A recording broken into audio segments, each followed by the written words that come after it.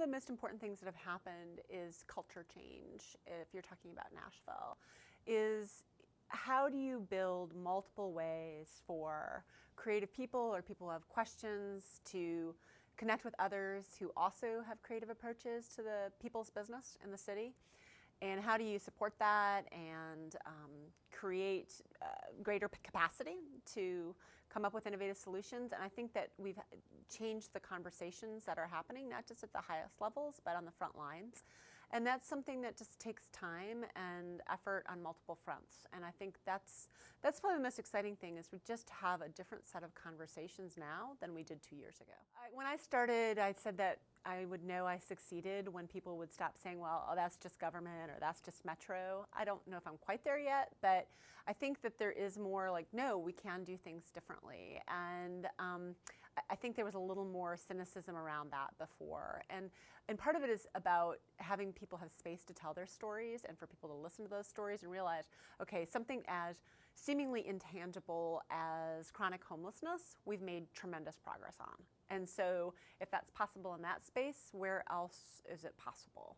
And so giving venue for those kinds of conversations has been important.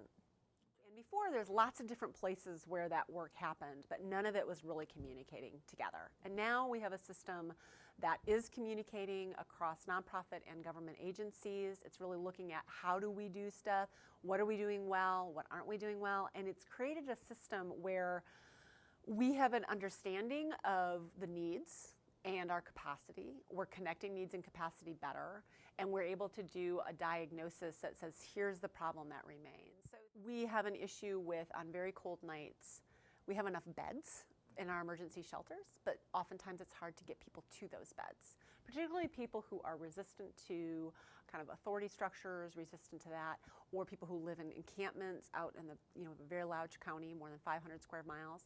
So how do we make sure that they have access to getting there? And we have now got an extreme weather transit card that we distribute through a network of frontline workers. And it's a card that only is triggered during cold weather that you can use to ride the bus to get to shelter for free. And that was an experiment that we did last year, and it was very successful. It made a huge difference in the lives of the people who had them. And it also gave us some peace of mind that for those folks who are difficult to reach in those moments, we'd already reached them ahead of time. There's no monetary value to them, and we monitor it and we keep data and we know what bus lines are being taken. Their data isn't associated with an individual, but it was a small thing, but a tremendous difference in the lives of those people and in our fabric of people who respond, so that they weren't having to worry about those particular people having access to transportation.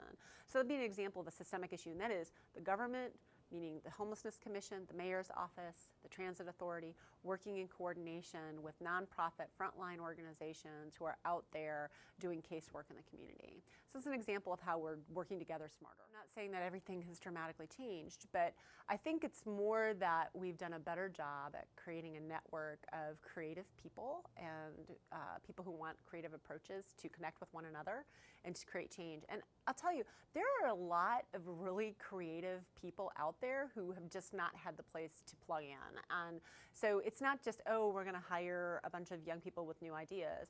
There are a lot of people who've been in Metro government for 30 plus years who have incredible ideas, but have gotten slowed down by the inertia, and we've empowered them to create real change.